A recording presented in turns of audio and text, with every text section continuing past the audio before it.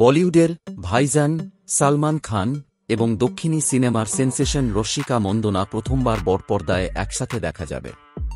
তাদের আসন্ন সিনেমা সিকান্দার ইতিমধ্যেই দর্শকদের মধ্যে প্রবল উত্তেজনা তৈরি করেছে। এই সিনেমায় দুজনের রসায়ন দর্শকদের মন জয় করার জন্য প্রস্তুত। সিনেমাটি পরিচালনা করছেন সাজিদ নাদিয়াদওয়ালা, যিনি বলিউডে বড় বড় প্রজেক্টের জন্য সুপরিচিত। সিকান্দার ছাড়াও রশ্মিকা তার পুষ্পা 2 দ্য রুল এর শুটিং নিয়েও ব্যস্ত। সম্প্রতি তিনি সোশ্যাল মিডিয়ায় একটি ডায়েরি শেয়ার করেছেন, যেখানে তিনি তার দৈনন্দিন শিডিউলের কথা উল্লেখ করেছেন। রিপোর্ট অনুযায়ী তিনি এক সেট থেকে অন্য সেটে যাওয়ার জন্য বিরামহীন পরিশ্রম করছেন। তার এই নিবেদন পুরো ফিল্ম ইন্ডাস্ট্রিতে আলোচনার বিষয় হয়ে উঠেছে। সিকান্দার সিনেমা নিয়ে দর্শকদের প্রত্যাশা আকাশচুম্বী।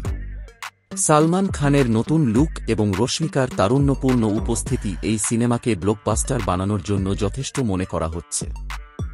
সালমান এবং রশ্মিকার এই নতুন জুটি দর্শকদের জন্য এক বিশেষ চমক হতে চলেছে। সিনেমাটি নিয়ে আরও তথ্য এবং মুক্তির তারিখের জন্য সকলের নজর এখন এই প্রজেক্টের দিকে।